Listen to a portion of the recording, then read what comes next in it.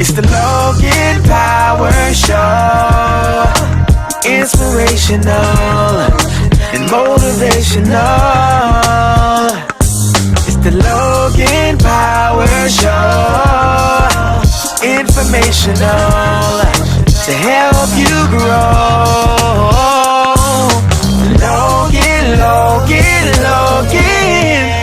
Logan Power Show. And now the host, Calvin Logan. Hey everybody, welcome to the Logan Power Show. It's me, your host, Calvin Logan, and I want you all to be uplifted, be empowered, and know the time is now to tune into the Logan Power Show. Well, I got with me a world-renowned man who's got so many insights, but he's going to talk about what he's passionate about, what he's going to talk about here at the Logan Power Show, the one and only Mr. Quadre, Mr. Stuckey, the one and only Mr. Quadre Stuckey. What's going on, sir? Everything's good, man. How you doing? I'm blessed and highly favored. How you been? Same here. No complaints here on this end. You know, background looking the same. We just motivated over here. Yes, sir. Definitely. Hey, that's the best thing to have in the background yourself. You got to stay inspired, ain't it? Yes, sir. Let's talk about you and your project. I know you're an artist, not just on the mic, but artist in painting, but also you getting involved with the roots. The floor is yours, sir. Yes, sir. Well, I mean, it's been a while, man. Last time we did an interview was what, 5 years ago? Yeah, it's been like that long. It's been a minute. Yeah. So I mean, it's been a transformation. You know, I'm teaching, I'm leading the culture, our culture, like my book, Gullah Geechee. So, you know, I'm teaching the kids about it, teaching the history, teaching the city of Charleston. I just did a big Gullah Juneteenth event, the first one downtown Charleston with the mayor of Charleston, had the CEO of the International Black African American Museum come out. So it's just about, you know, exposing our history and our roots to, you know, the youth, the foundation, the family, and then, you know, uniting the people together. Because in these crazy times, you got to be able to bring the people together. You got to fill their mind with insight and that true knowledge of history. Because if you don't know your past, how can you be able to move on forward to your future? Got it. Absolutely. And, you know, Charleston in this area, the Low Country, the Geechee culture, the foundation is something that we need to always keep knowing where you come from. So tell us more about what we need to know and how we can embark on this journey that you're on. Oh, well, definitely. Well, I founded the foundation last year, Gullah Geechee Family Foundation. It's helping the kids through art, education, and you know, just youth doing creative activities throughout the community. So if you want to donate, you can go on our website, www.Gullah Geechee Family Foundation, and donate. Also, what we're doing, I'm running over the summer, you know, Gullah programs. I'm showing them, you know, education through painting, being able to express yourself. Don't limit yourself. Don't let nobody tell you you're not good enough. And through education, I'm letting them read, understand different subject matters and topics that they'll be able to face, you know, when they get out there in the real world, because it's about educating your kids. If you don't teach your kids and bring them up right, you can't expect somebody else, a total stranger, to do it for you. True. Absolutely. Now you're talking about in painting, writing. What are some things that you feel that is a certain particular painting or something that a certain story that sort of gotten the kids start reminiscing and thinking in their head of like, hey, this is what we got to do? Anything in particular that sort of get you riled up about it? Okay, when I say painting, I say Gullah artwork, so Black artwork, art culture. Yeah. So it's pretty much artwork that looks like them, people of our color, because in schools, you know, it's institutionalized. You don't choose what you're teaching your kids. They choose what you're teaching your kids. So what, you know, me doing summer programs, I actually get to choose the insights of what I want the kids to learn, knowledge, you know, African-American history, Gullah culture. Our ancestors, they weren't originally slaves, they were enslaved. You know, they were free people before, you know, being enslaved, letting them know that type of stuff, letting them see, you know, positivity through images, being able to express yourself, low country life, sea life, fishing life, a little bit of everything. Because I feel like when it comes to a child, that's the best way to get them. When you get them when they're young, you put that knowledge into them, they'll be able to grow up into a better person that you want them to be, to lead, because it's all about leadership. Because if you're not a good leader, how you expect the people to follow you? Absolutely. Now you're talking about changing history, generational history, because keep in mind, there's something that's not really talked about. You don't really hear about it in the books.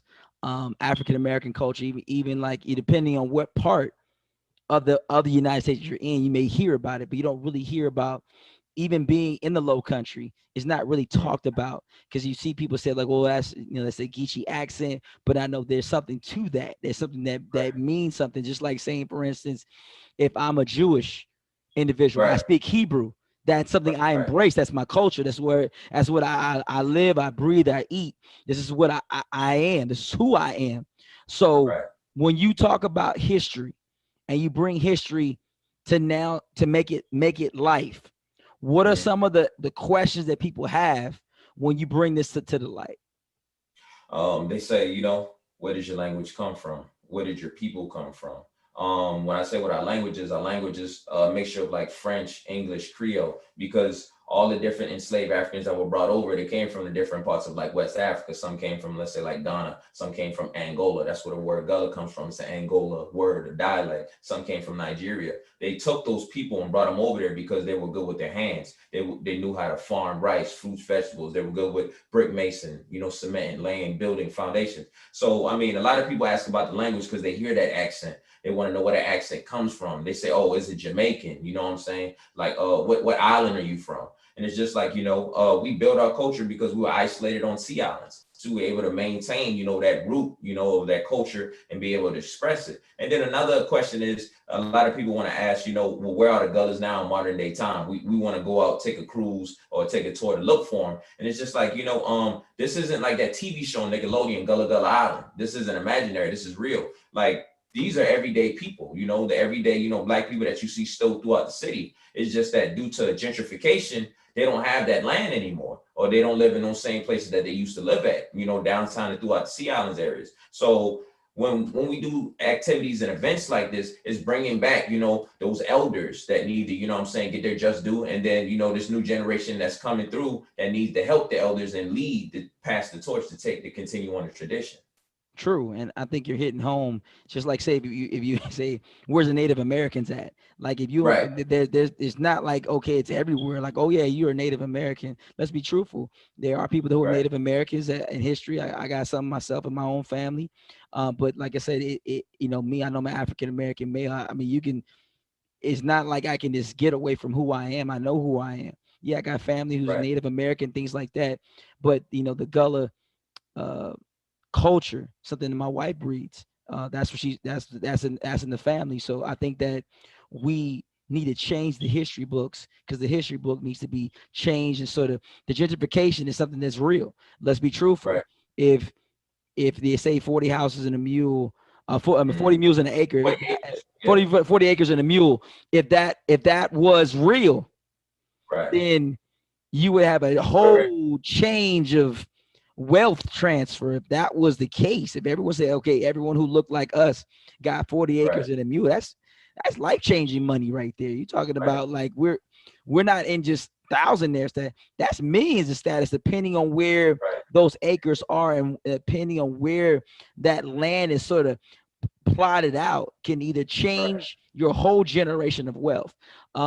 So where can people sort of get in contact with you, sort of embrace this movement that you're going with? Like I said, both of my websites, www.quaddesigns.net. You log in, check out the artwork, check out the books. Gullah Geechee, www.gullahgeecheefamilyfoundation.com. You can see the youth programs that I got going on in all the different schools. I have an exhibition out there at McLeod Plantation right now, the old slave plantation. I have the art. When you go out to the plantation, you can see the artwork that's related to our ancestors that were enslaved that worked on that plantation. And I have the kids expressing their self artistically through the artwork to tell a story. And you kind of get the experience to see the tradition and what they kind of pretty much went through while they were on that plantation. You get that real feel because a lot of people I feel they treat it like it's Disney World to them. People that's not of the culture or not of, you know, the race. You know, to them, it's like Disney World, like, oh, slaves were real. When they get on the plantation, it's like, oh, this really happened. Like, yeah, they were really in the field. They were really being beaten, abused and all that. But yeah, like I said, check us out on www.gullahgeecheefamilyfoundation.com, quaddesigns.net. Hit the email up. Email is quadre.stuckey@yahoo.com. Send me an email. We got more shows coming up since pandemic has calmed down a little bit. CDC guidelines are lifting a little bit. We got way more going on in the city. We got more events coming. Just stay tuned. Absolutely. Stay tuned. Let's be a part of that history. Let's be a part of that culture. Because culture breeds change. And when it breeds change, then you can make impact.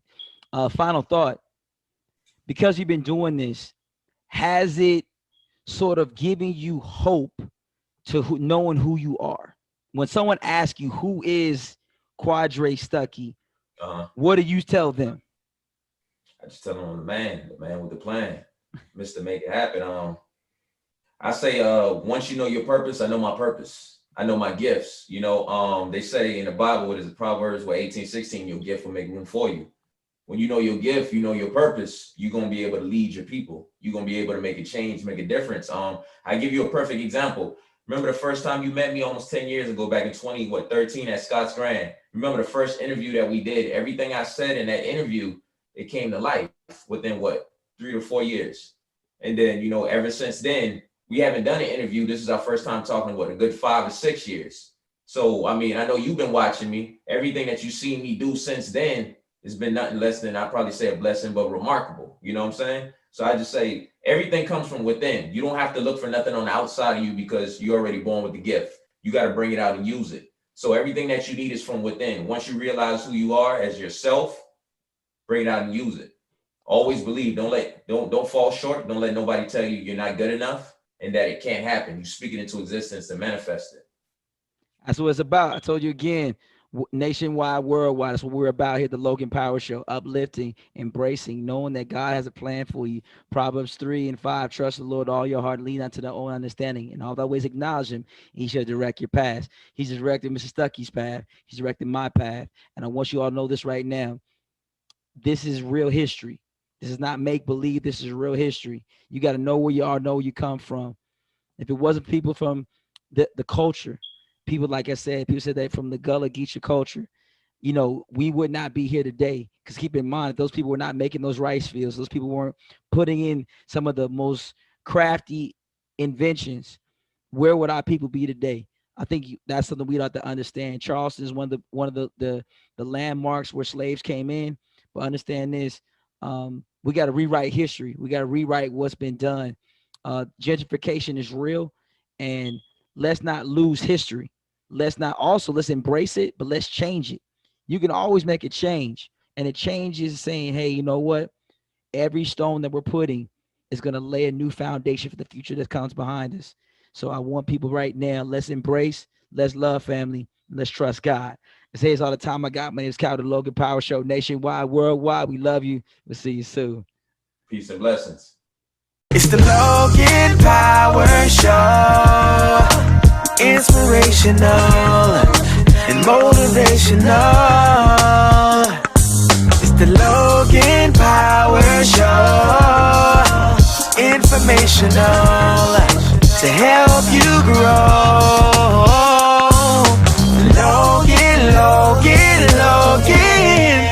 Logan Power Show.